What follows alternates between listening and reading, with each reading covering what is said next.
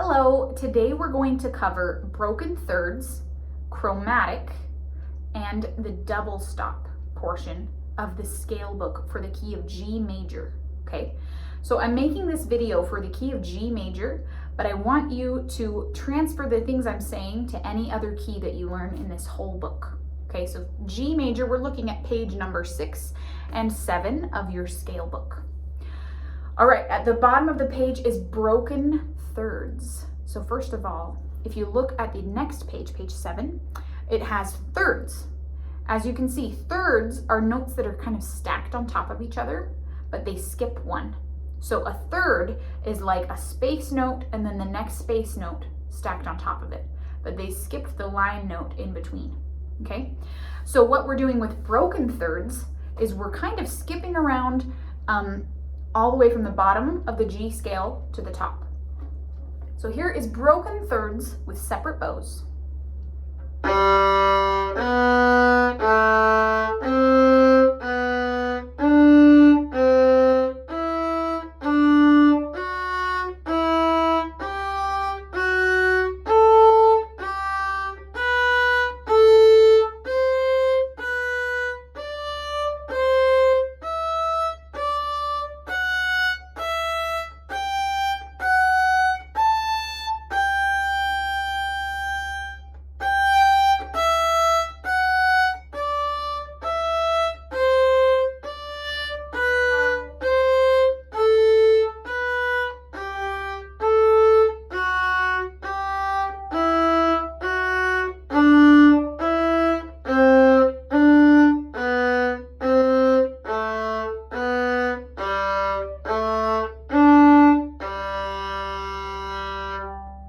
Okay, that is the basic version of broken thirds. You can see in your part that there are some fourth fingers. It's not always open strings. The reason that she did this, Barbara Barber, who wrote the book, she did this so that you don't have to go.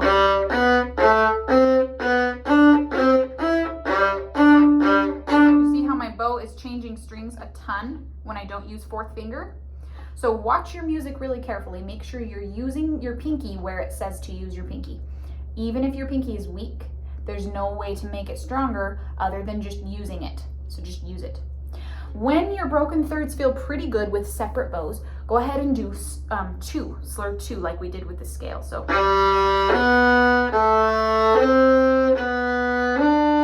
And then when that feels really good, do 4.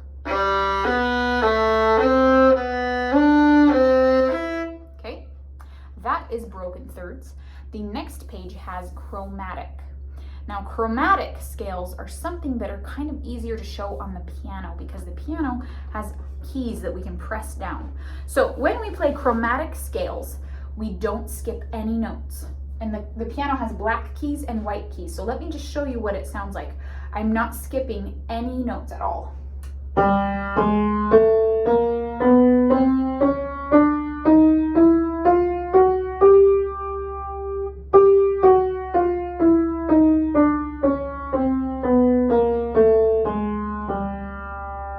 So I started with the note G, which is the key that we're doing today.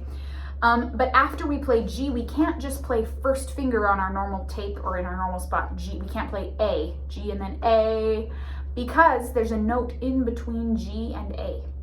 In this case, it's G sharp. So we play G, then we play low 1, then normal 1.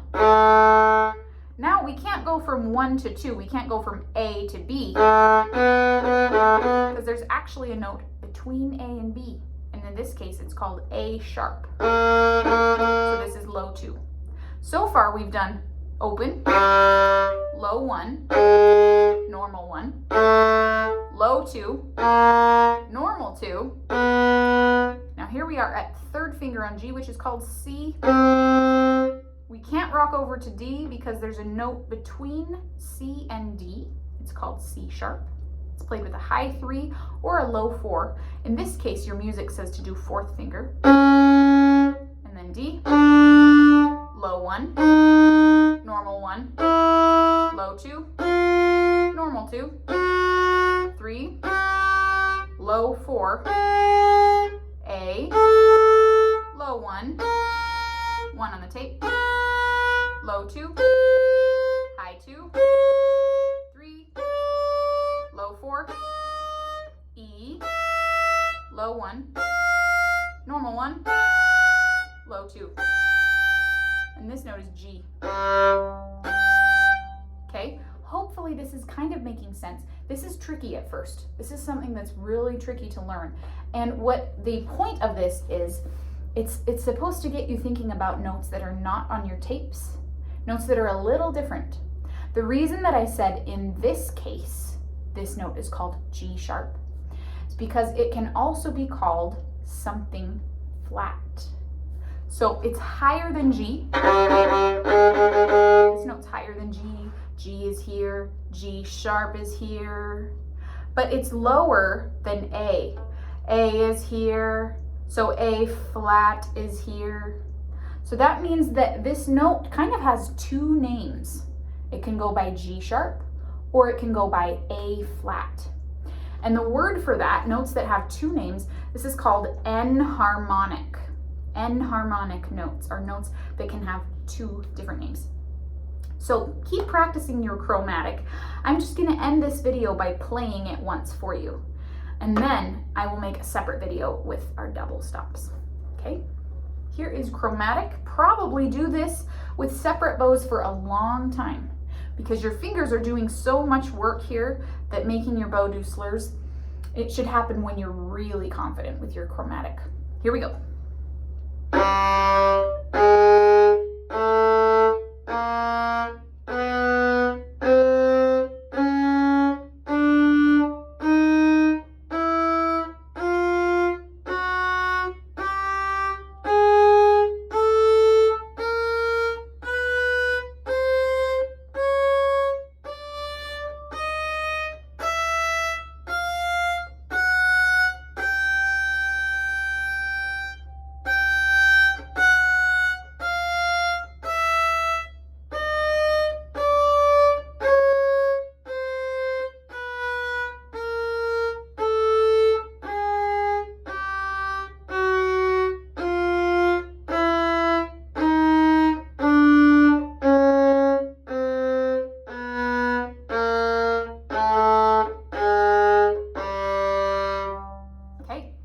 One extra way to look at this, you can see the first line in your book has the sharps, and then the second line has the enharmonic flats.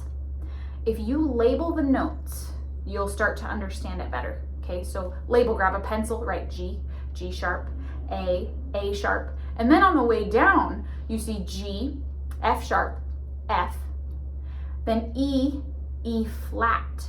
Okay, so go ahead and label these notes and then it'll start making sense. But let me know if you have questions in the meantime. Thanks, happy practicing.